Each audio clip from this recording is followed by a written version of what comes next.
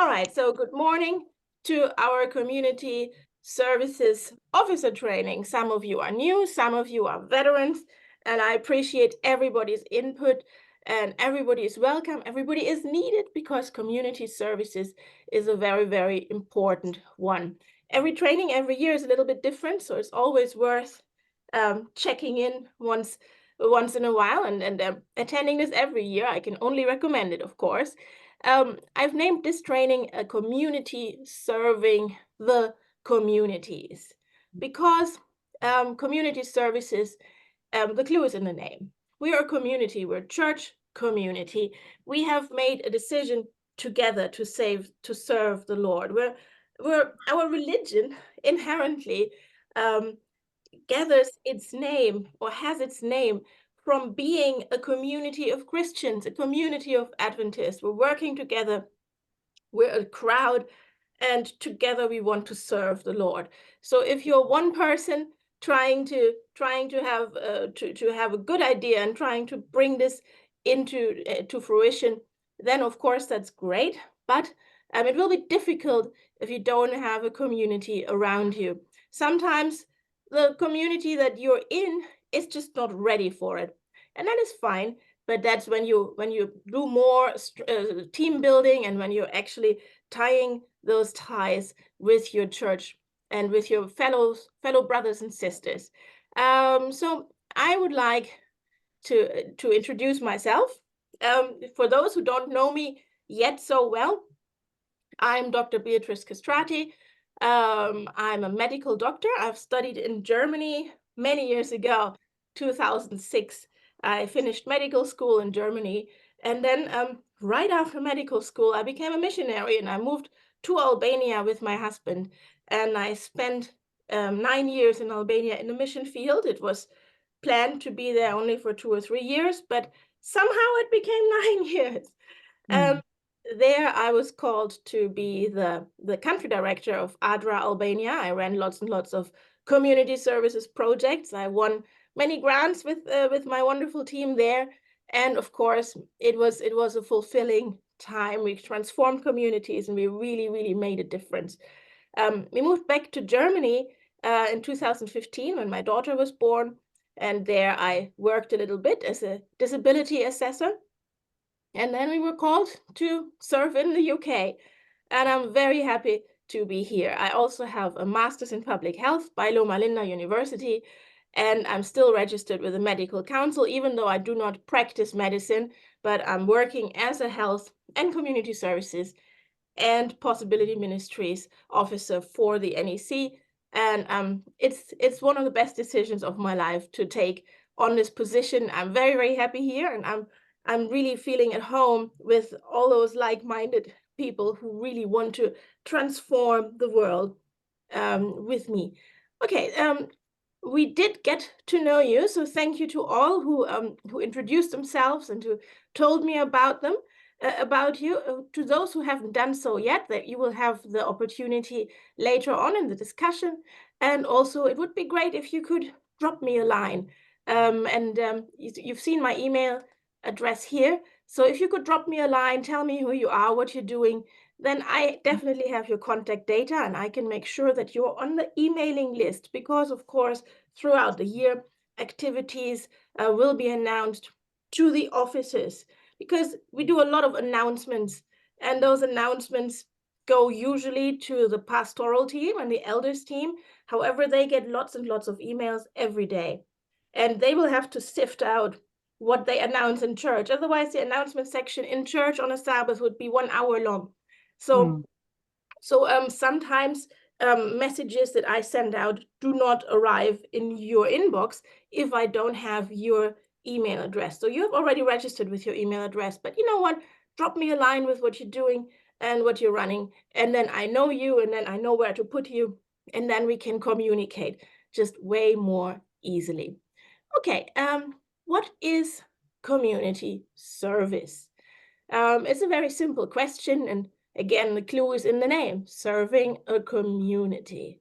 But really, for me, it is the heart of a Christian church. This is exactly what we are called to do.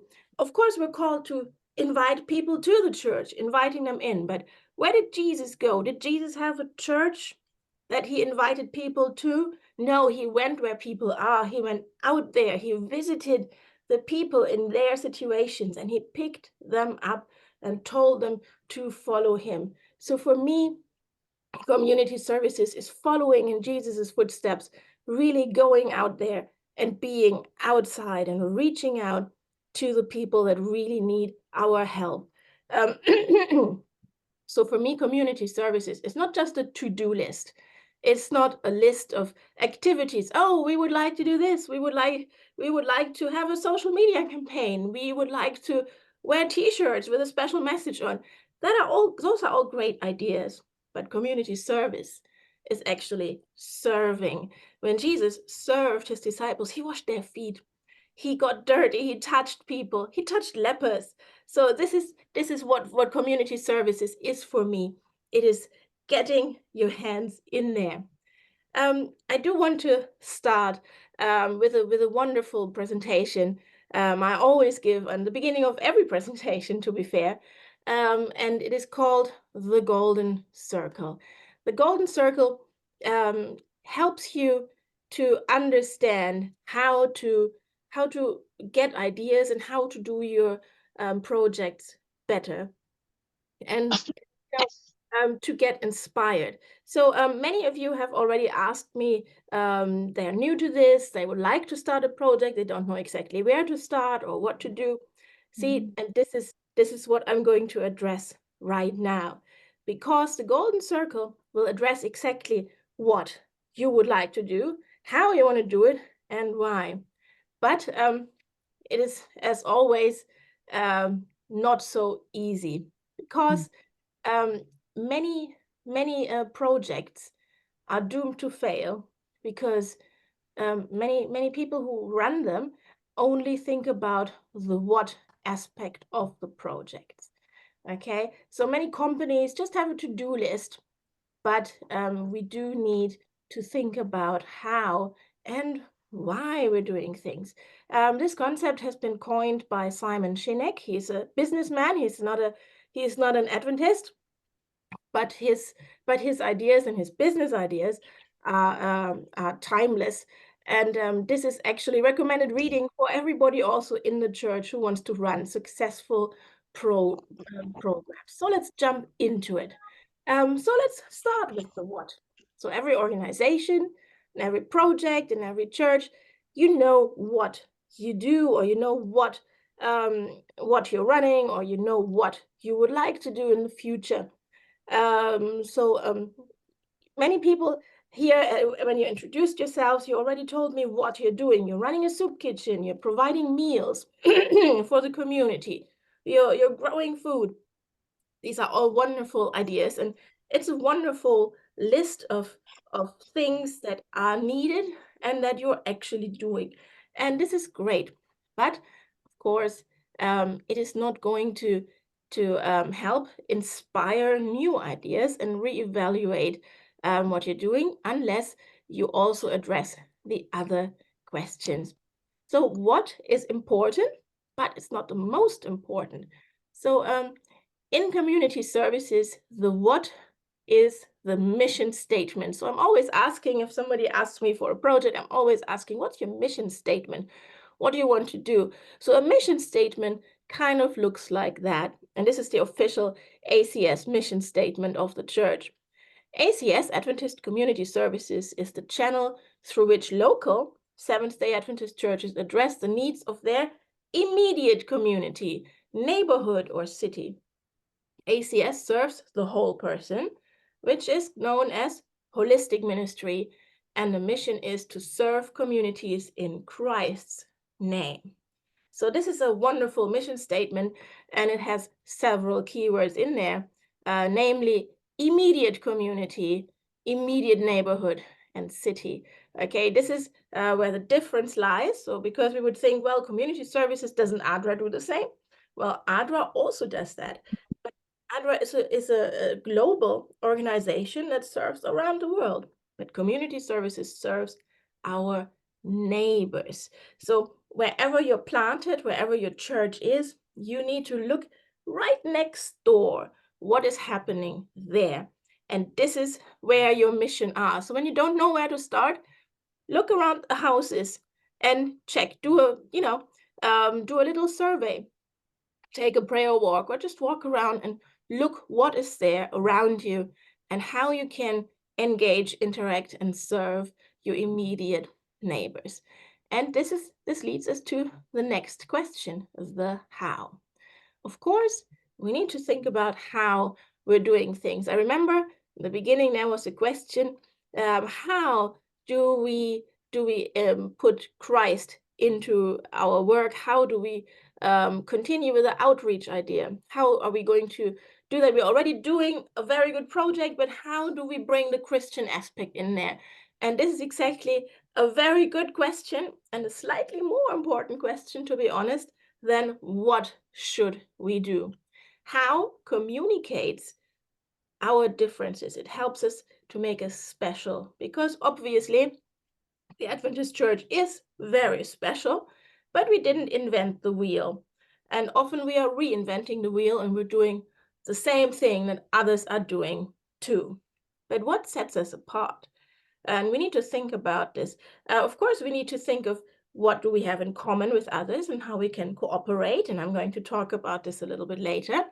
But at the same time, what makes us Adventists and what makes our community services projects special? What special message or special mission do we have that sets us apart from the Red Cross or the NHS or other community organizations? What makes us and individuals? And this means here we have our strengths, our values, and our guiding principles.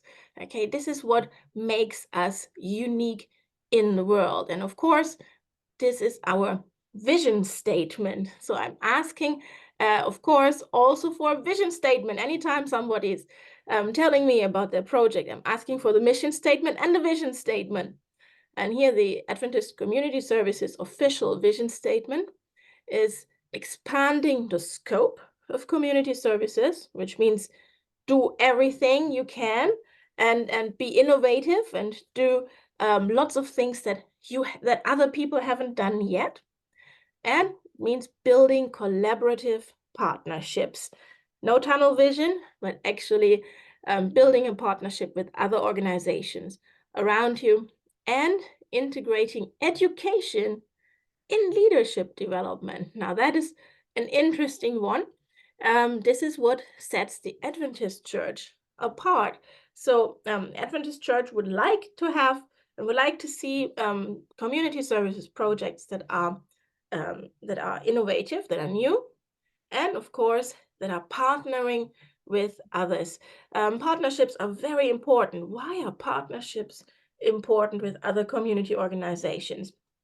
Well, they are important because we're witnessing to everybody. We're not witnessing just, in quotation marks, to the target group, to whoever we're serving, but we're also witnessing to others and we're setting an example. So if we collaborate with secular partners or other faith groups and other denominations, that is fine because we're witnessing to them too. We're showing them what we're doing and how we're doing this. So by collaborating them, we're actually educating them about our messages and about our work. This is why collaboration is important. It enhances the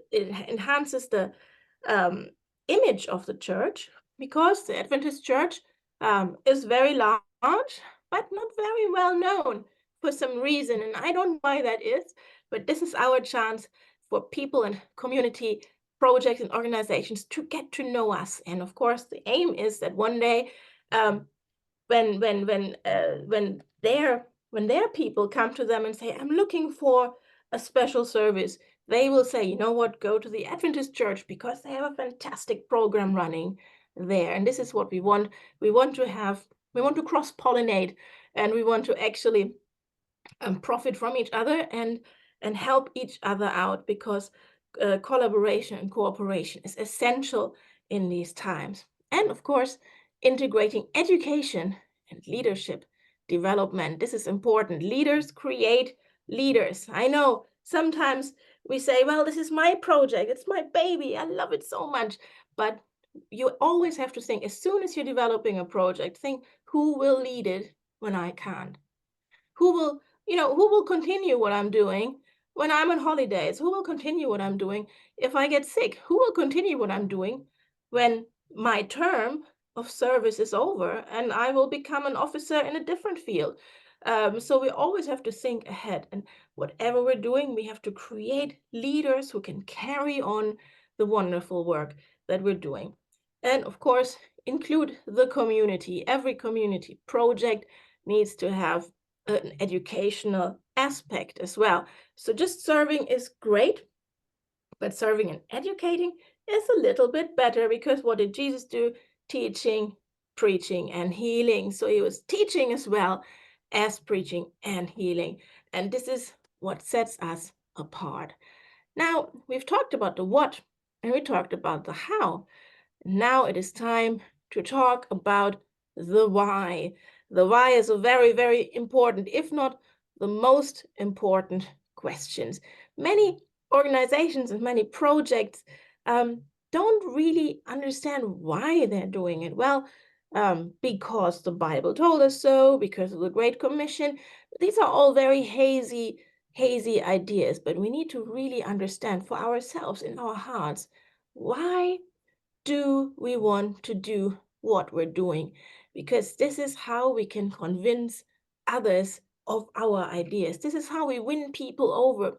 This is how we show that we genuinely care about a project. So the why is the purpose and the belief that drives our passion and that drives our enthusiasm. It's the core, it's the root of every good project.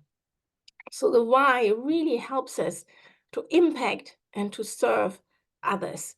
So the why is actually our value statement. And we're going to do a little exercise a little bit later, but it is very, very important to understand our own personal why. Why are you here? Why are you here today? Why have people chosen you to become the community services leader? Why do you want to do this wonderful and very, very important office in your church? And this is where your values come in. And of course, the value statement of ACS, of the Adventist Community Services, is right there. And our value statement is that we believe in sharing. We proclaim the good news of salvation by actively demonstrating the love of God. Yes, we share food, we share the gospel, we share our health message, we share a lot of things. Sharing is important in this world because sharing is caring. Connecting, very important value right here. We build relationships by connecting people with their community, family, and to God. Connections do not happen just horizontally, but also vertically. So, of course, all our projects are Christ-centered. We always want to make sure that people know that we are not just a charity, but we're a church, and we have a clear mission in what we're doing. And we are definitely telling people about God, because everything we do is because we have a passion for sharing the good news. And that leads us to the next value, ministering. We minister to the communities we serve by focusing on their physical, mental, social, and spiritual well-being. Ministering is important because we want to create a bond. We want to create a relationship with those we serve. And of course, finally, what is the final goal? It's discipleship.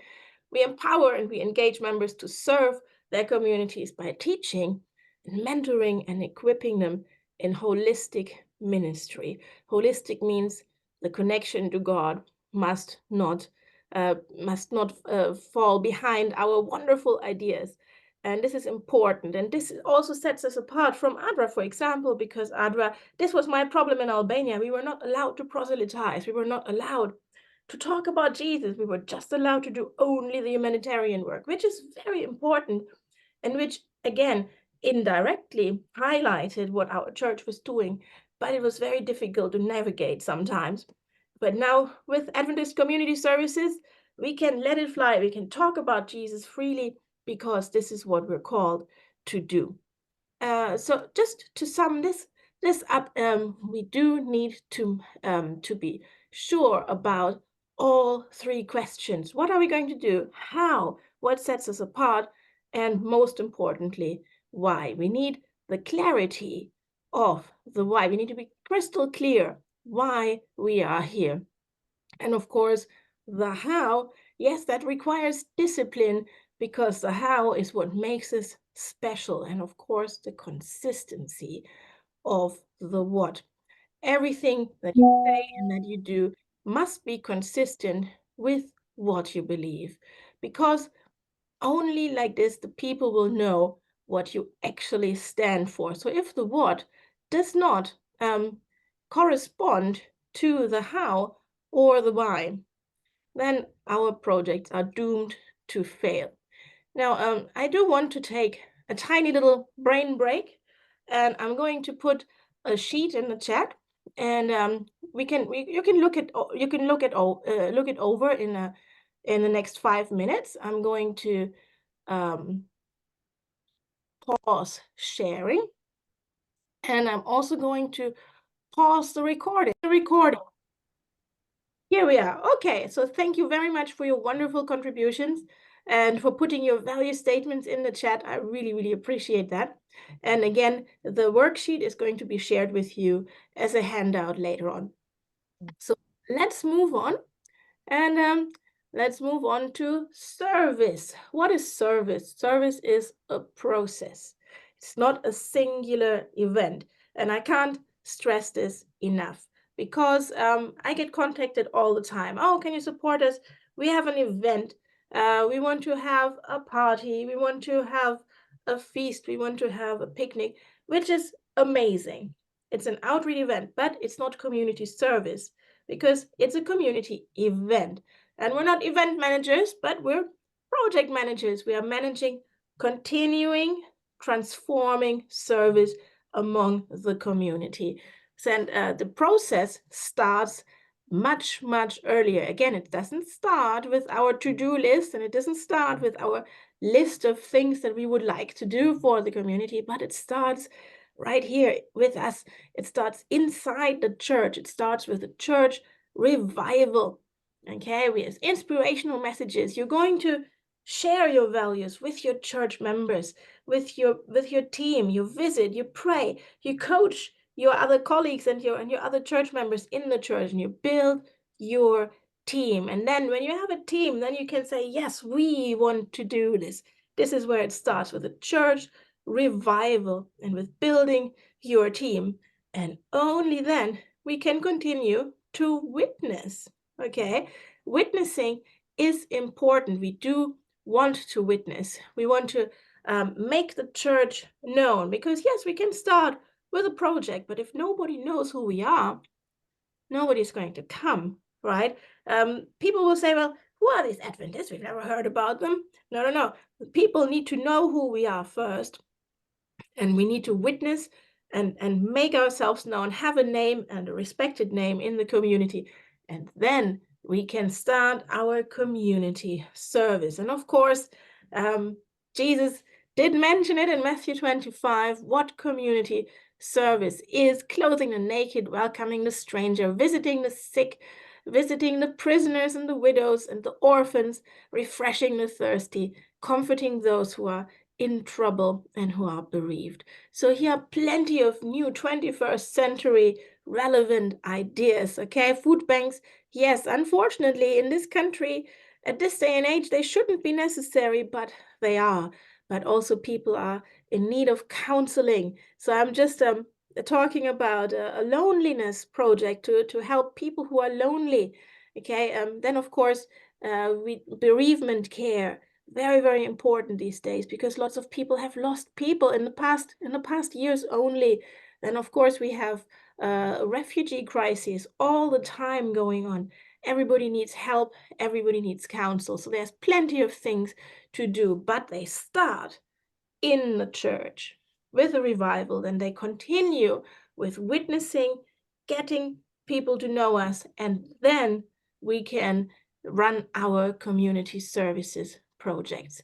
So we do need to know that the church family is the beginning of every community service project. Okay, the church family is the body of Christ. Everybody has a very important and unique role. It is important that you understand this, that of course the church is one body and has many members. Jesus Christ is the head, right? But we all need to work together. So when you're building your team, you need to know not everybody can be the leader. Only one person has to be the leader, but you need to lead as a team. One person probably has the discernment.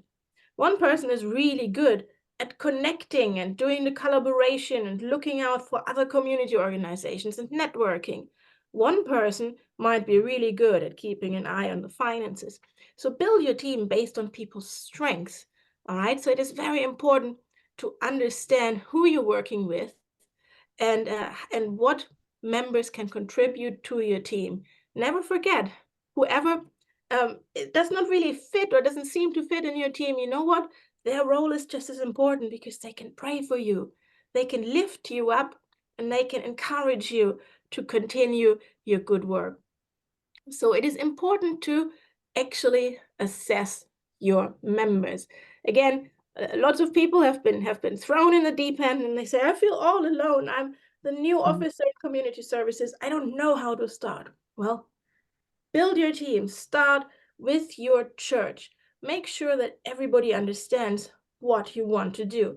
Do the value statement with your church. Have a small business meeting and say, you know what, guys, let's do the values. Let's see what this church is all about. And then in your church and in your church board, discuss what values you actually have. And then make a statement out of it. We at our church, we believe in friendship, respect, teamwork, and fun. And we want to do this. We want to do whatever we're doing because we believe in those values. This is a very, very important step to start a team. And now, of course, your team is built on experience and interests, yes, but also qualification. So not everybody who is willing is able, and not everybody who is able is willing. So we do need coaxing on either side, coaxing and coaching. All right. And of course, people need to tell you when they're available and whether they have time, because some people may be super qualified, super passionate, and very, very busy, and they will not be able to actually be there for you. So this has to be taken into account. And of course, spiritual gifts.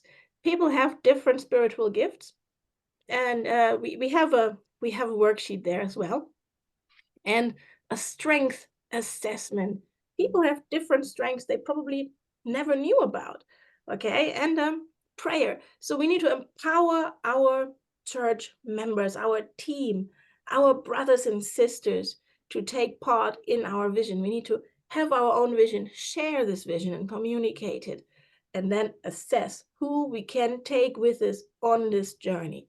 And of course, that only works if we start with in-reach. We need to foster our relationships with our brothers and sisters to inform them what's going on and, of course, urging them to participate. There's plenty of material out there, and yes, we have a church member resource assessment, which helps. Okay, so you can ask your brothers and sisters and hand this out. What are your experiences? What can you do? Well, I'm good at childcare. I'm good at driving. I have a driving license and I can transport people. Very important. I'm a teacher. I have a DBS check to work with special needs children. Or I'm a medical professional. Or I'm really good at cooking and I would like to share my recipes. These are all very important resources that you need to embrace. And very important, time availability. Well, I can do all of these things, but never. I can only do them one evening a month. Well, that's a start. At least you know. And you know that people, if they give you an honest answer, you know when to fall back on them, when you can rely on them, because you don't want to, coerce people and strong arm them into helping you out, because if it doesn't come from the heart, it is not sustainable. So a church member resource assessment is very, very important. Then, of course, strength and qualities. This is very, very important. Now, I did the strengths and qualities exercise once with the congregation, and many people said, well, but I'm supposed to be modest. I'm not supposed to talk about my strengths, and I'm not supposed to talk to people about what I like about my appearance, and what has that to do with my strength, you know? So it's a little bit tricky sometimes, right? But we need to know that God has equipped us. God has given us our strengths and our qualities. And appearance means I have a friendly face. I normally, when I'm tired, I don't have a friendly face. So I know this already. I can look seriously put off. So I know probably I shouldn't be the first go-to person for some things. Um, but this is important to understand. Now, the strengths and qualities that people really think about. What has God equipped me with? What is the talent that He has given me that I'm not using? And you know what? It is very, very important to share these strengths and qualities assessments and to make this available to the young people and to your youth in your church, because young people, they are told what to do every day, but they don't have the chance to tell you what they're good at. You know, a young person might not even know what they're good at, but make them think about it. Say, you know what? I can see you. I see you making really good friendships. I see you being very welcoming when a new person comes in. I think you're really good at creating connections. This is important to know. Young people must be encouraged, they must be empowered, and they must be coached. So do the strength and qualities assessment with your young people because you want them on board. They have the strength and the energy that you may not have. So please involve the youth in everything you do. And of course, spiritual gifts. It's a very, very good worksheet, the spiritual gifts worksheet. Um, you will find out things about yourself that you did not know. The gift of discernment, right? You could have the gift of organization. You could have the gift of leadership, okay? And these are all the things that you can find out about yourself. And based on the spiritual gifts, you build your team. Hand it out to your church members, to the people you want on your team. And then you know, aha, I'm going to put you in this position. I think you should be head of our budget. And I think you should be doing the networking bit. People don't know sometimes that they're good at this. But you know what? Such a survey will help them to realize, okay, you know what? Maybe I should give it a go.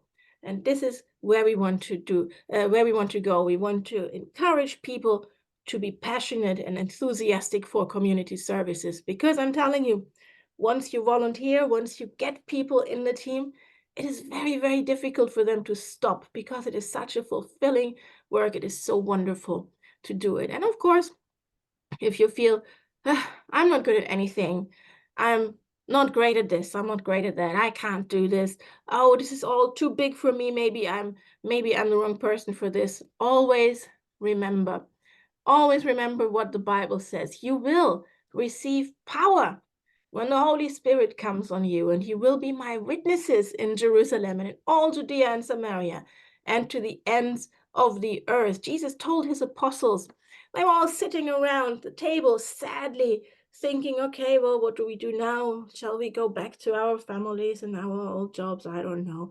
And Jesus appears and says, no, you will receive power. You will be my apostles. You will be my witnesses. And this is what will happen to you too if you only ask for it. God will move your life, and God will give you the enthusiasm and the passion for whatever is in store for you.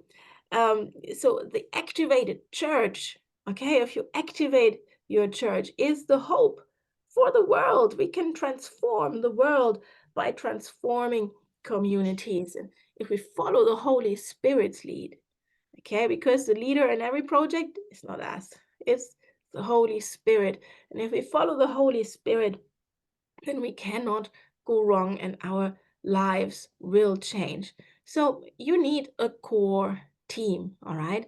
A core team means you need to plan, recruit, and most of all, maintain. Okay, planning, yes, not one person, not the minister, because minister is very busy as well, I know that, but also not you as the community services leader must carry all the burdens and do all the work. So Ellen White actually said that in her Christian service book. Very important read for you right there, because as community services leaders, you often end up being a doormat. Oh, you will handle this because you're doing community services. We should be something for the old people. We should do something for the young people. We should be something for the poor people. But you do this. You're good at this. This is not helpful at all. So no, you do not carry all the burdens, but you build your team. And that means you recruit, you do those surveys, you do those surveys and the assessments, and you equip members with basic principles. Start with why. Share the golden circle presentation. Share today's presentation and say, guys, I need a team, and then we can do this. Give some training and participate in other outreach activities. If you see a neighboring church running a really good community project, visit them and talk to them, network, and get inspiration from each other.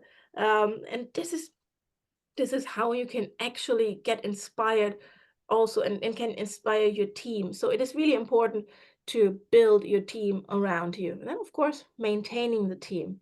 You cannot just think they will always be there for me. No, you have to build a relationship.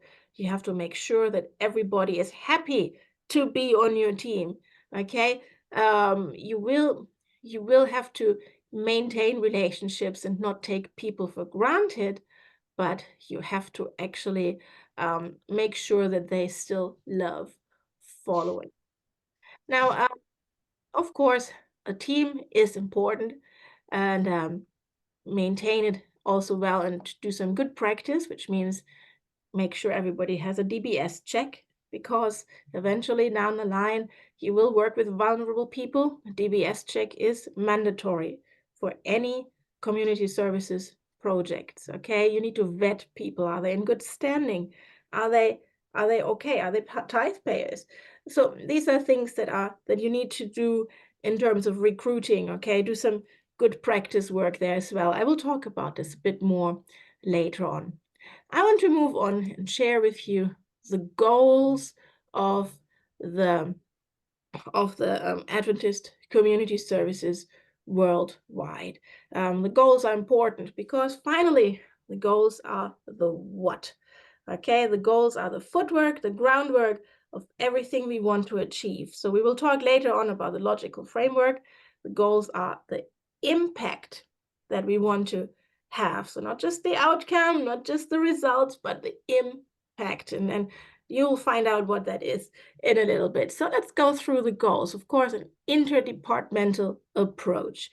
And I'm so happy to see that some of you are personal ministries leaders and community services leaders. And this is a good way to combine the two departments, because outreach is outreach and community services is outreach. Okay, so interdepartmental approach is important, but work with your other offices too. Work with the youth department, because you know what, young people need to be put to work. When I grew up many years ago in Germany, which was very conservative, I went door to door every Sabbath afternoon.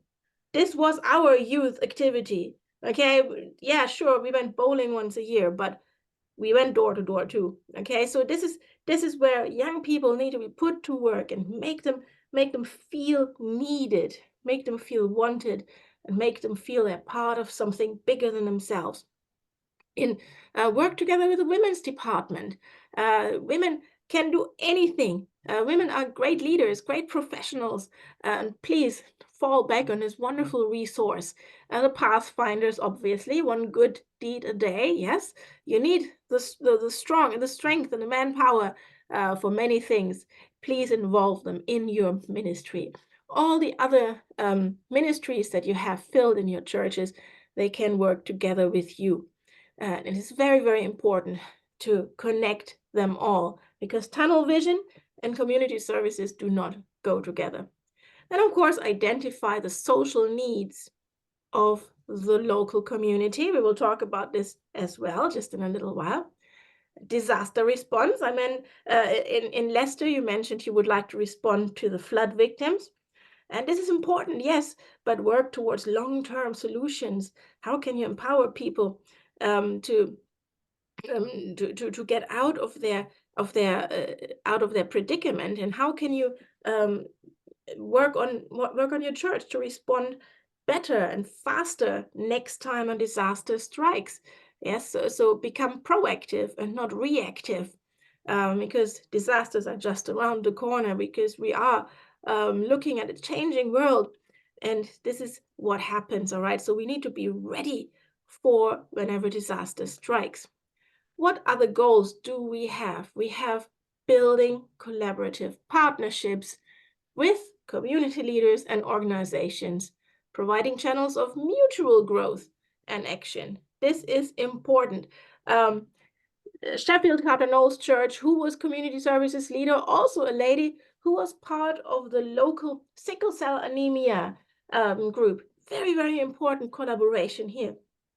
This is what we need to do. We need to engage in other organizations, with other organizations, work there, bring our talents and our gifts to them, so that we make our church known and that we build a network. I will talk about this also later, but you may have heard that we hosted a very large health expo in Manchester just before Christmas in December, and so many sponsors gave money to participate. So we had the British Liver Trust, we had the Blood Donation Fund, we had Women's Health, we had Prostate UK. They all took part, and they actually sponsored the event. Imagine what you can do if you network well. Then, of course, promote the involvement of youth and urban youth ministries. Yes, young people have to reach young people. This is what it is. You need peers to provide good cooperation, and you need peers to provide good projects and good service. And this is very, very important. Make it meaningful to the youth in your church. Make them feel needed and get them involved, because only they can bring other young people to church. So please, please involve the youth in everything you do. And yes, that's a question I will ask you. How many young people are taking part in your project? And then, of course, more goals. We have to embrace a holistic approach, focusing on physical, mental, social, and spiritual well-being. So yes, handing out things and giving clothes is a very well and a worthy cause, but we also need to do some education. We need to help mental health. We need to provide more we need to offer more things to help the whole person. Sometimes we can't, because we don't have the capacity or the space or the people to do this, but let's keep it in mind. How can we elevate and make our project bigger, so we can target the whole person? And of course, we need to foster the approach of Christ in ministering to the needs of the communities. What did Jesus say? Ellen White said, Jesus saw in every soul one to whom must be given the call to his kingdom.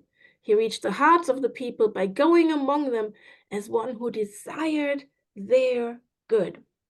Community services only works if you get your hand dirty, if you face the grittiness of everyday life. Everyone needs Jesus. You see somebody and you think, oh, what are they about? But they need Jesus. The person that you feel is in greatest need, they are in the greatest need of Jesus as well. So see in everybody the person that needs to be urgently led to the throne of grace. All programs are Christ-centered. Make this crystal clear from the start. We are a church, and we're doing this as a church. But of course, it's not possible without footwork. Yes, fail to plan, and then you plan to fail. I think this is something that you've heard already, but I like to say that a disciple has discipline. Yes, the two words, unfortunately, are connected. And without discipline, you cannot run a project. I'm just discussing with the church in Bolton what to do in a very large, very big program that they're planning. And I say, well, 50% of the project starts before the project. It starts with flyer drops, door-to-dooring, visiting, campaigns, advertising with neighbors, and prayer walks, community assessments, key people interviews. So this is where the footwork has to happen, and only once that is done, then you can actually do your project. So you need to literally walk the walk. Okay, so I remember it's now 2 years ago, I think, the Commonwealth Games, a very large thing, and we had a very large expo going on over 12 days, and we served over 1,000 visitors in that very large outreach project. But how did we get those 1,000 visitors? Because 2,000 flyers were dropped weeks before. Okay, because the prayer ministries team walked and walked and walked around Birmingham, praying every day for the project. The footwork is literally needed. The disciples didn't have cars or the internet or Google or mobile phones. The disciples had 2 feet, and that's where they went. Okay, so don't underestimate the actual physical work that goes into outreach and community services. And now, yes, when we talk about footwork, we also have to talk about head work, all right? And now is the time to talk to you about the planning process of it all. And yes, we do need to talk about the logic model.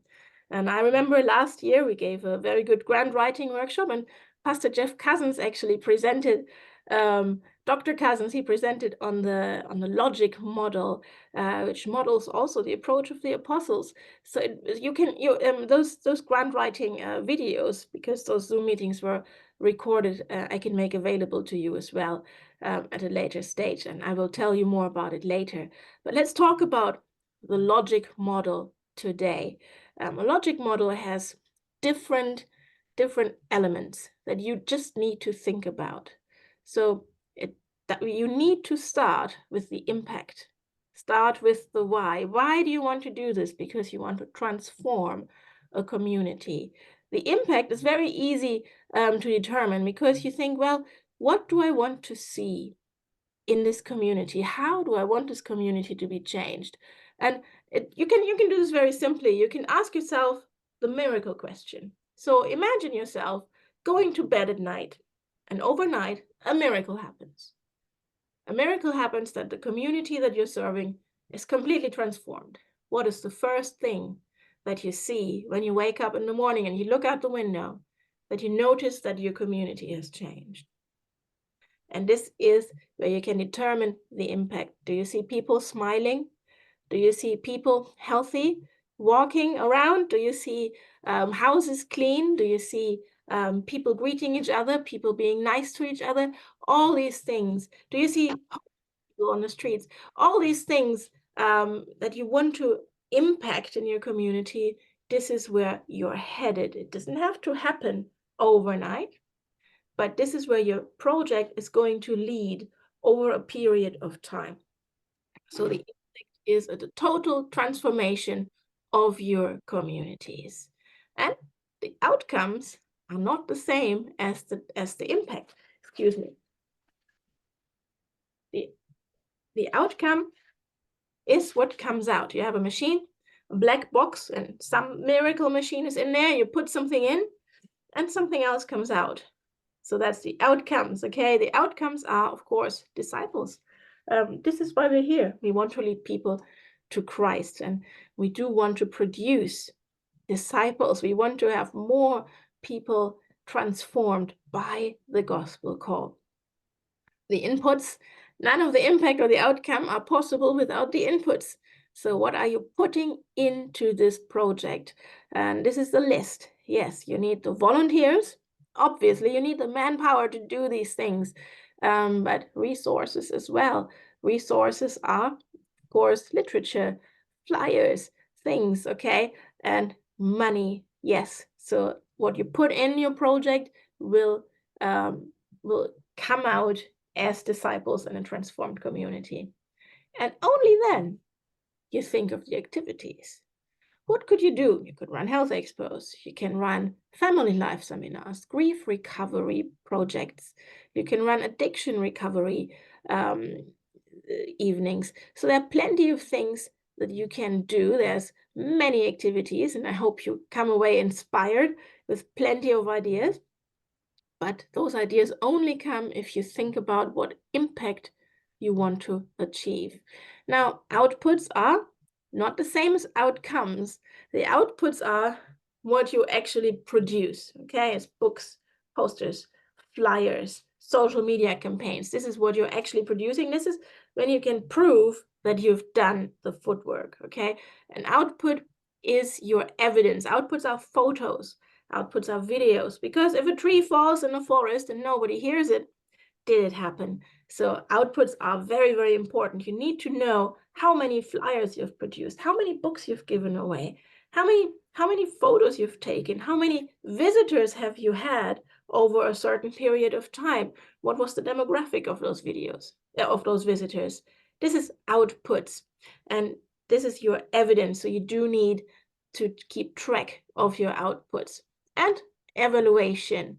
Evaluation is very, very important. Evaluation needs to start from the beginning. You need to keep evaluating and finish with evaluation all the time. Feedback, feedback, feedback. Keep your team active by saying, you know what, on this prayer walk, I think we should also pick up some rubbish when we see it. So do some feedback from the beginning. And of course, feedback in the end. Feedback by the community you serve, feedback by your church who are watching and witnessing what you're doing. And of course, feedback from your team members. Evaluation is important. Learning from mistakes is important. I always say you can only learn by doing. This is true. Being thrown in the deep end is a good thing because you can learn from the beginning, but you can only learn if you also evaluate and if you learn and grow. So let's look at a sample logical framework. This is what it looks like, okay? So you can make little columns here under each thing and just fill it out what you want to do. So if you apply for any project at all with the NEC, with ADRA, with the BUC, with TED, with the council, with the government, with the NHS, they want to see this. They want to see this graphic, okay? And it has to look like that, and it has to be filled out. There's no way around it. Once you've created this, the project runs itself. I promise you, it's very, very easy after that. So you do need to do some research about the context and the priorities. And you do need to think of what you need, okay? But those are assumptions, okay? You need to remember that this is things that you are assuming, all right? And then only in the middle, you have the planned activities. I want to feed the hungry, clothe the naked. I want to visit the orphans and the widows. And the outputs and the outcomes, we talked about this, right? The outputs are your evidence, but the outcomes are the people. And while you're doing this, you also have to run the evaluation plan. Evaluation plan starts with community assessment, collecting baseline data, collecting attendance data, following up on all the attendees, and of course, evaluating the outcomes. So this is what it looks like. It looks a bit much. It's a bit colorful. It can be less colorful, but a logical model is important if you want to know what you're doing and how you're doing it. But let's go through some things that are very, very important to create this. And now I hope in the next few minutes I can inspire you what kind of projects to run, because those who were thrown in at the deep end and they don't know what to do, here's where you can learn what to do. You do a community assessment. I can give you plenty of ideas. Why don't you run a bereavement group? Well, if you don't have anybody bereaved in your community, there's no point running it. Of course, so So I just see some messages here in the chat. Documentation, of course, will be made available. All the handouts will be made available. All the assessments and surveys will be made available. So templates are also available. So do not worry, and you can always drop me a line later. So community assessment is the beginning of everything. You cannot just assume, oh, I think there are many young people who need orientation in my neighborhood. How do you know that? You need to walk the walk, go around, go door to door, make a survey. What would you like to see? How can we help you? How can we engage with you? Find out the demographics of your immediate neighborhood. And remember, community services, Adventist Community Services, deals with the immediate neighborhood and communities around the church building. So it's not somewhere else in a different part of town or in a different town. No, it has to be where you are. So do the demographics, Google them, go to the council website and find them out and find out what type of people live in your area. And then this is the most precious resource that you can look at, the JSNA, the Joint Strategic Needs Assessment. And you can find this on your council website. And sometimes it's called the Health and Wellbeing Strategy. Now, the JSNA always looks different for every council. For Manchester City Council, I can't look it up, but I have to write and I have to email to the council and ask about the JSNA to send me the data on a certain demographic, which is fine. You can do that. Some councils, they have videos about the JSNA, very beautiful and very informative videos. Some councils, they have very good Excel sheets. Some people have PDF forms to download. So there are different council websites, and a JSNA will look different in every single one. But it will show you what is needed. So what they have already been doing, you can just go and look it up. So the JSNA means very important key players in the community, like doctors, nurses, political sciences, schools. They have all found out what are the needs in this very community, what is going on, and what needs to be done. You look this up and you find out, aha, we need to do something here. This is really interesting. I didn't know that there were so many single mothers in my community. Well, do something for them. So the JSNA will actually help you, and you won't have to do so much footwork once you look up your JSNA and get in touch with the council and ask them how you can serve the community best. That means interview key figures in the community. Go to the pharmacy, go to the local shopkeepers, go to a GP clinic and talk to the manager, go to community organizations that might be also active in the same community and interview them. Take notes. What they are telling you is what they see every day, and they will give you very precious and very important information. And they will make you see what is needed. So if you have in your mind a certain project and a certain activity, but then once you talk to the people, you might realize that this is actually not what's needed. And this is where you can change your project idea into what is actually needed. Small example, when I started out at ADRA very, very early in 2010, it was very interesting because I was left with the projects that were already going on, and that was providing healthcare for children and young people. And the assumption was by the person who had run the project before me, everybody has diarrhea and everybody is very, very sick because everybody has no access to the healthy water, etc., etc. Now, okay, so I was tasked with continuing this project and running it. But what I did from the start was, as we were running this project, running the evaluation as well. Is this what is needed? The people that we talked to, what did they think about the project? Okay, key figures in schools and clinics. Is this kind of service actually needed in this community? And it turned out this project was based only on assumptions. and not on actual data. Most children were fine.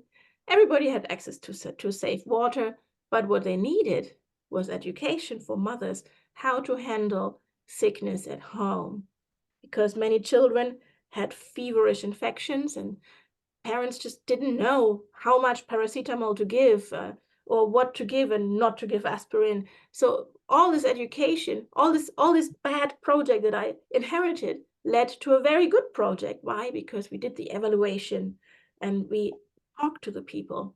And then it turned into a health education project for mothers, which had a very large impact and which raised the profile of the organization right away. So do that, evaluate from the start, do your assessment really, really well, and work where you're needed and do what is needed and not what you think would be a great idea, okay? Social capital is, again, collaboration with other organizations. And of course, when you do that, you need total member involvement. You need the team. I cannot stress this enough. Community services does not work without a team.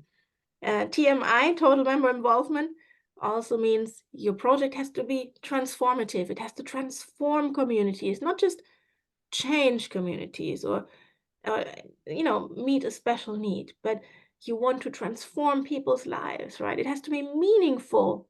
It has to be inspirational, okay? Inspirational, inspiring other people, inspiring other community organizations, what they can do better, giving people the tools through education and ideas how to improve their lives. Okay, no, you cannot inspire people out of poverty. Okay, this is not possible, but you can empower people and you can help them to do their own lives better. Empowerment is important. So, of course, again, I'm harping on about this as well. All our projects are Christ-centered. Why? Because we're not ashamed of the gospel. It is the power of God that brings salvation to everyone who believes. First to the Jew and then to the Gentile. Yes, we're ministering to secular people, unchurched people who have never heard of the Lord, who don't really know, and who have a very weird concept of what faith actually is. Well, we're showing them what faith is. Faith are actions among the people who need our help. So what are the criteria of a good community project? Criteria are community needs assessment. You need to do a needs assessment. If you don't do a needs assessment, you don't know what you're doing. You're basing everything on assumptions which might be wrong, okay? Prove and make find the evidence for your idea. Church member involvement. How many people are involved in this? Very, very important. And what are they bringing into it? Cooperation, collaboration. Which communities are you working with? Which other organizations are sponsoring you? Which other organizations are working together with you on this? Have you asked other communities who might be doing the same thing if you can work together? Sometimes you might not have the resources or the space, okay? But other organizations might have the space. You might have the people. Why not put the two together? It has to be sustainable. Sustainability means financial sustainability. If your project has to be carried by donations and funding all the time, it might not be running for a very long time because we cannot rely on funding. That's the thing. We have to keep asking for funds. And if you run the whole thing on donations from your church members, well, come summertime and vacation time and everybody is away on holidays, how does the project continue? Okay, you have to think about sustainability. Then, of course, the long-term impact on the church. Will it benefit the church team and the church members and the church itself, the image of the church, and of course, the beneficiary? Will it lead people to Christ? Will it help them to improve their physical lives? And will it help them even if they do not come to church? Very important. Financial sustainability, we don't need to talk about this. You need to make sure that your finances are in order, that you don't go over budget, and that you do know exactly what you're doing, how much you need, and how much outcome and impact you will have with the investment. And I would like to always add, is it environmentally friendly? And yes, I know, but we are stewards of this earth. And I see so many soup kitchens doing an amazing and a fantastic job with lots and lots of plastic containers and throwaway things. And I think somehow we could think of a more environmentally friendly way of serving communities, because I've been helping in a church, giving away soup to the homeless in plastic cups, which was great. And, you know, it kept warm. It was good. They were these nice padded plastic cups, which were good in the winter. And we gave away the soup, and the people had the soup, and it was great. And then they walk away, and I see them just throw the cup, not even in the bin, but just leaving it on the floor. And you don't want to go away from your project and then have bags and bags and bags of rubbish left over. So think about this a little bit, if possible. At least have an idea. And I'm telling you what, I applied for a project recently, which we won, and I will tell you about this at the end. And one whole page, I had to explain how this project will benefit the environment as well.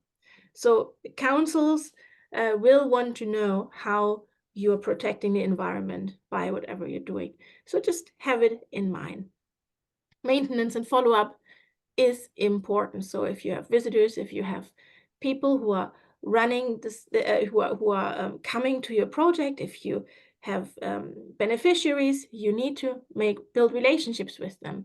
Ask them if they would like to be contacted. Ask them for their data and tell them that their data is going to be protected. Okay, so follow-up is important, because even a health expo is only as good as the follow-up program that runs after. Every community services project, every soup kitchen, we want to build relationships with the people. And of course, we need that data, and we need to follow up with them. We need to invite them to continuing church programs, to Spirit of Prophecy seminars, to World Religion seminars, to children's playgroups, to choir concerts, all of this. To do all of this, the invitations, we also need some data. So you have to be mindful of the GDPR and the privacy. Very simple tip.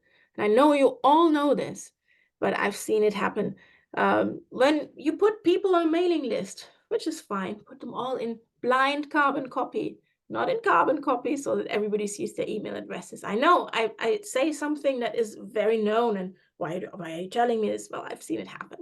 So just make sure that you follow good practice, keeping data safe and safe storage with the church clerk, who has been trained to keep data safe. Okay, again, you don't keep any of the data, the church clerk keeps the data. All right, so just make sure that you follow good practice throughout.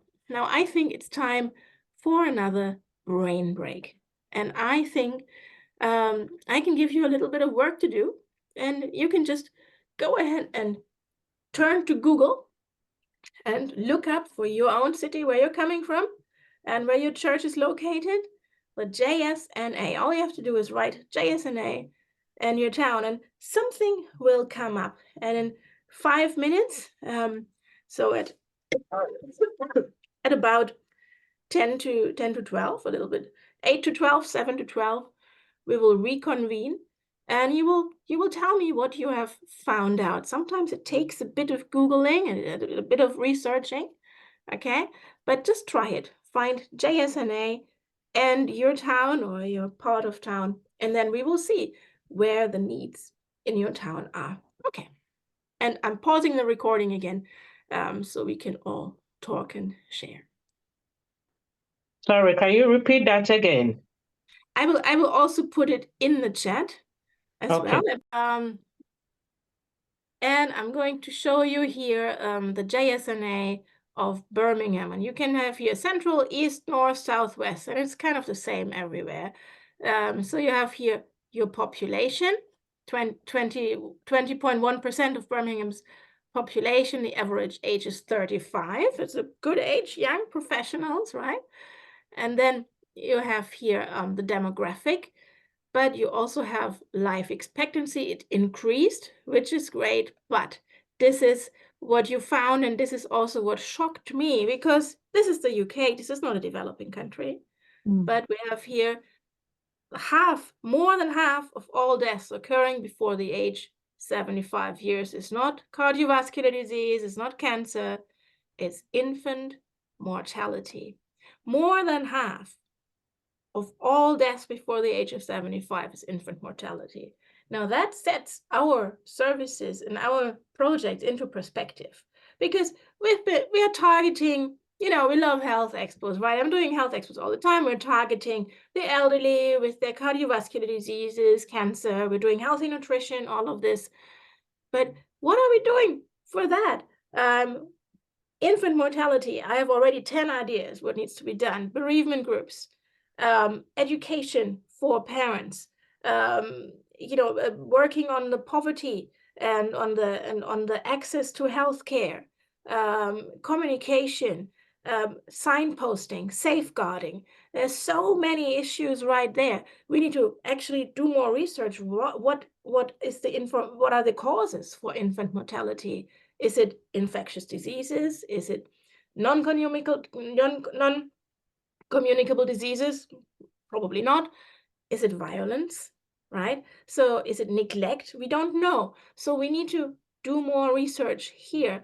And this is an excellent opportunity to get in touch with the council to say, we have found this shocking thing. We have found this shocking statistic here, and we would like to do something. How can we help? What can we do here? So it says infant mortality makes up 55% of excess years of life lost for the whole Green constituency.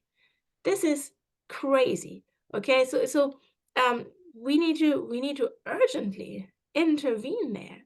Okay, so here you can download infographics for the word. So public health has already done something, but public health, all they can do is flyers and posters. We can go into the community. We have the opportunity and the footwork and the passion to work with people, with single people, to actually have meaningful conversations, meaningful education. So we don't hang posters in wards, okay, but we actually work with the people. Okay, so this is something that we should be intervening with. So so thank you for sharing this, and I hope that everybody in Birmingham actually might find some inspiration from this. So let's just click on something else. South locality, okay? So where are we? So here we are in the south, Edgbaston and Northfield. Now, pretty much the same, okay?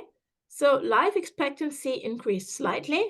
Half of all deaths, infant mortality. There it is again.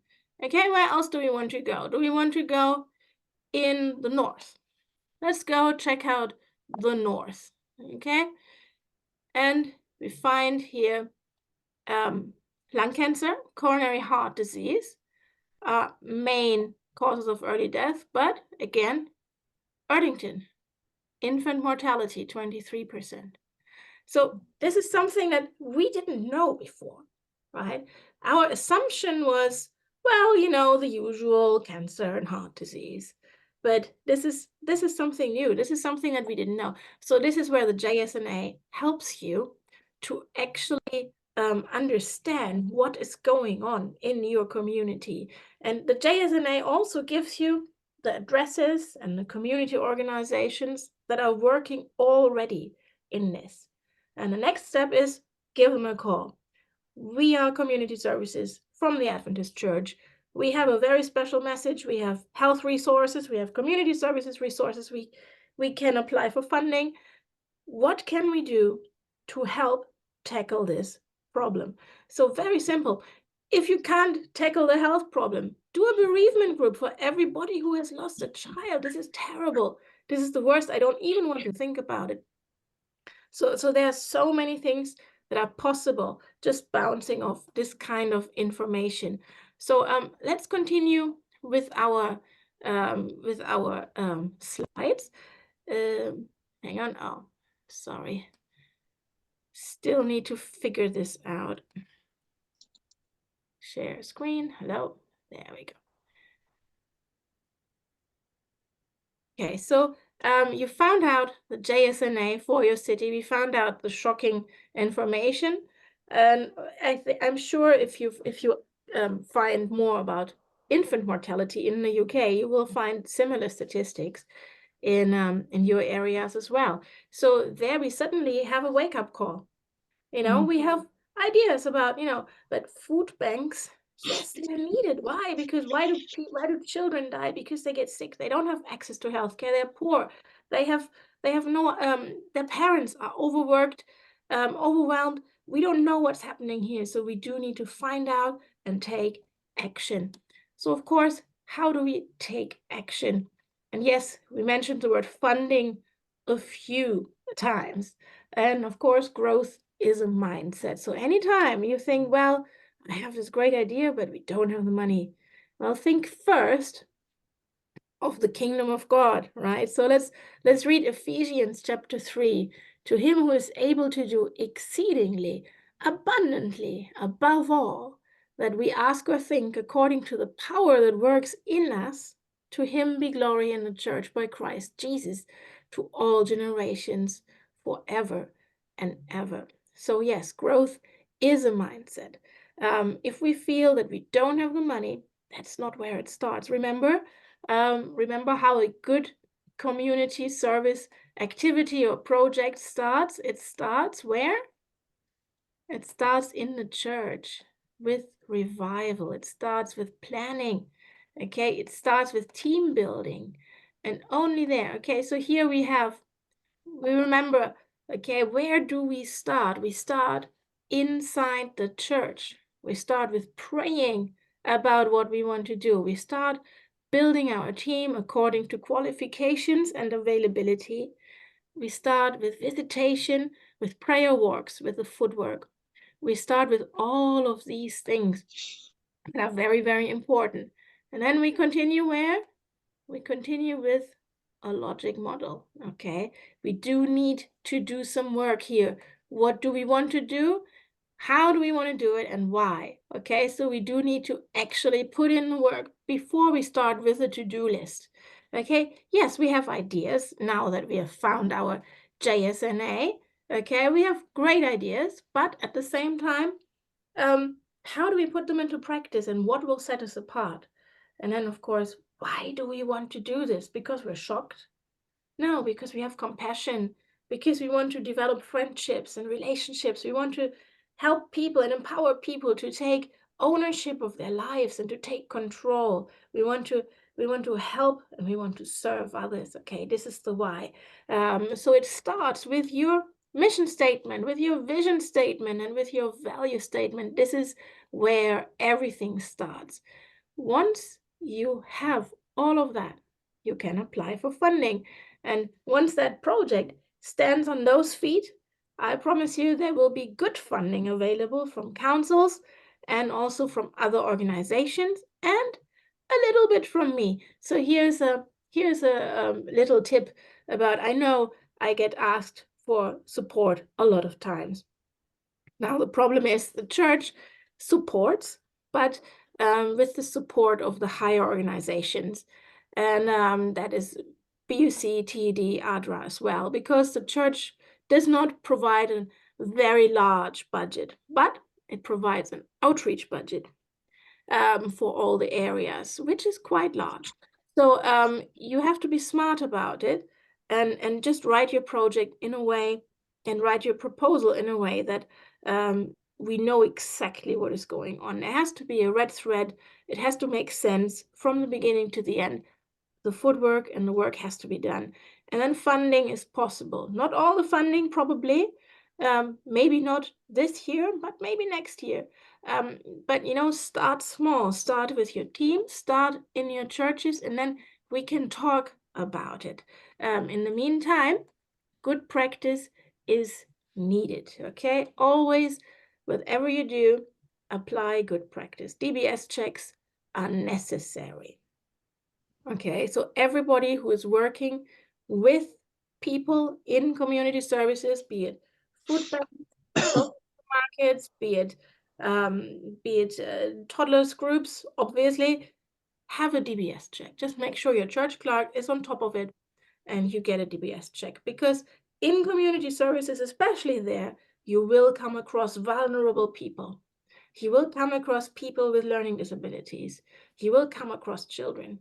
And if you do not have a DBS check, that project gets shut down by the government quicker than you can think. So just make sure you are on top of this. This is very, very important. Also, safeguarding practices. I know the safeguarding training is going on by the Family Ministries Department. Make sure you attend that. Make sure you follow the safeguarding policy by the BUC. These are things that are very, very, very important. And of course, even if you do DBS checks and safeguarding, you have to have a monthly team meeting where you're making sure that everything is okay, where you're addressing these things, where you're addressing DBSs. Are we still up to date? Yes, check. Where you're reminding people of the safeguarding policy. Does everybody have a copy? Yes, check. This needs to be documented, okay? Because if anybody comes to inspect whatever you're doing, and you can't show that you have talked about it and you can't tick those boxes, project closed. This is important, not just for your project, but to keep people safe, obviously. So good practice is necessary. Good practice from my side, what I would like to suggest is to get certified. And that certificate is, of course, a US-based certificate from the North American division. And many here have already done it. I know Dr. Cousins has already done this thing as well, this wonderful program. There are typos in there, and I apologize for the typos. I have made a complaint, but that's just me because I get distracted by typos. But it is still a very, very good certification program. You can follow online at your own pace. It's free. And it will give you good ideas and insights how to go about community services. I just see a question in the chat. What if the person has already a DBS from teaching or social work? That's great. But I really think you have to also get a church one, because the work DBS check is not exactly the same as working with children or vulnerable people DBS check. So I think there's a difference there. Just make sure you are on top of it as well. Pastor Cousins has to leave us, so thank you, Pastor Cousins, for being there. And okay, so thank you for answering in the chat, Wendy. That's already helpful, very good. So if you want to check out the Adventist Learning Community, it's an excellent program. You just go to Adventist Learning Community, you Google it, it's there. You sign in, you can register, it's free. And there are hundreds of courses and certificates that you can do. Again, the certificates are Adventist. They don't provide official CME, but they're very, very good and very informative. There's urban ministry, there's youth ministry, there's mission to the cities, and of course, community services. So please go and check it out. What I would suggest, and okay, how do we get the church DBS? This is part of the church clerk's work, and I think right now in the deacons and elders training, this is where they're working on this. But also you can always call the NEC office to ask about DBS checks, and then you will be referred there as well. So where was I? Sorry, Adventist Learning Community. Please go and look at the Adventist Learning Community Services program, which is very good. Last year we ran a study group. We met 2 years ago already. This is where I had the pleasure of meeting Beverly and also Maxine, I think, and I forgot, and I think anyway, we had a very nice group together of very passionate and very inspired and good, full of good ideas, ladies. And we went through the program together. Having a study group helps because there's lots of reading, lots of studying to do, tests, discussions, and doing that as a team always works best. So why not start a Zoom study group, study program, where you can say, well, we do one module a week. And, you know, we have 1 week time to go through the module, watch the videos, read the required reading, and then we can talk about this. And, you know, lots of good programs have started just from this study group. So I think I can always recommend starting one. So this is what I recommend. Here's another program which I would like to tell you about. So in the JSNA, I think in Wolverhampton, was it? It was there was a need about addiction and drugs and alcohol. And here we have an amazing program, the 12-step program, the Adventist Recovery Ministry. And this is something that I would love to promote, because this is one of the programs that truly, truly transforms churches and truly transforms people and communities. It is originally based on addiction recovery, but it doesn't have to be about addiction. It is a 12-step program that helps us to get our life in order. Elijah, I see your hand, but hold on. Let me know. No, finish up what you are doing, and then you can come back. Okay, so we will I'll have put my questions hand answered down. in the end. I'll put my hand down. Okay, awesome. Thank you. So in the end, we will have plenty of time for questions. So the 12-step program, Journey to Wholeness, it is called here, is a program for addiction recovery originally. However, it is a program for reconciliation. It is a program for mediation, for helping families grow back together, for restoring relationships in the church. Journey to Wholeness is a powerful program that touches us to the core and helps us to really get to the bottom of why we cannot achieve what we want to achieve, why we have still conflict in our midst, why our families are dysfunctional. It is a wonderful, deep mental health program as well as addiction recovery. And I would recommend to all to engage with it. We have recently printed all the books, the facilitator books and the participant books. And if you were to start a 12-step journey in your church, I can provide you with lots of training and lots of resources to make it happen. Of course, there's a primer program in the Adventist Learning Community, which is available, and you can definitely do that as well, which informs you more about the program and helps you.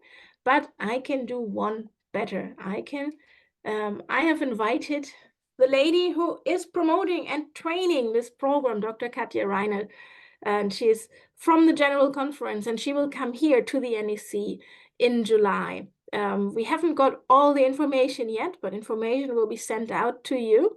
We have your email addresses now, obviously, so now we can send this to you. You will know first. We're going to meet in Sedgebrook Hall. It's in Northamptonshire. And she will train facilitators for the Journey to Wholeness program. Again, Journey to Wholeness transforms communities, it transforms churches, it restores relationship, it helps with mental health. It is everything that you can wish for, but it's intense. So we can look forward to a wonderful, intense, and amazing Journey to Wholeness training by none other than from the General Conference, Dr. Katja Reinert. So yeah, thank you, Esther, for sharing that you've already ran the Journey to Wholeness program. Excuse me. So you know firsthand how transformative and how wonderful it is. So this is going to be a wonderful opportunity for you. And it's free. I mean, the training obviously will not be free, but the program, running the program is almost free. And you will be able to be equipped in transforming the communities around you. Now, I want to give you a little bit of homework before we close and before we start the Q&A. Think of innovative approaches to meet the needs of your community. Don't reinvent the wheel. Look at the wheel, talk to the people who are running the wheel, but then do something else or do something that helps them elevate whatever they're doing. If you already have projects running, re-evaluate them as well. Say, well, it's been running successfully for all these years. Can we do anything better? How is it going? Give a feedback sheet to everybody who is visiting your community projects. Give a feedback sheet to all the beneficiaries. And they will tell you, well, you know, I'm missing this and this. And no, I'm totally happy with this. Continue the good work. So a feedback sheet always helps, and take it on board. Keep checking the JSNA because it keeps changing, of course, according to the needs of the people and the needs of the communities and the changing environment, changing politics. So keep an eye on the JSNA as well. And always remember the criteria that make a good community service project or program. And that is, of course, the community needs assessment, the church member involvement and the team that is involved, the cooperation and collaboration with all the community organizations and entities in your neighborhood, sustainability, who is going to run the project when you're sick or when you're on holidays, long-term impact on the church and on the beneficiaries, financial sustainability, that you know what's going on with your finances, and a little bit of environmentally friendliness that will go a long way. Finally, I want to finish with this wonderful hymn. Should nothing of our efforts stand and no legacy survive, unless the Lord does raise the house, in vain its builders strive. Everything ends and starts with prayer, with trust in God. We know the Holy Spirit is here to empower us and to give us the strength and to give us the passion and enthusiasm and the team to do and to help where we are needed. So I want to stop this presentation here. We have plenty of time for Q&A, and I'm going to also stop the recording so you can all switch on your cameras and fly away. If you would like your question, if you feel your question is very important and it would be great for everybody to have it, you can still put it in the chat and I can share the chat file later as well, or I can answer those questions then for everybody in an email as well. So question and answers do not stop here. They will continue hopefully throughout the year, okay? This is very important. Okay, so recording will be stopped, and I'm looking forward to answering everybody's questions.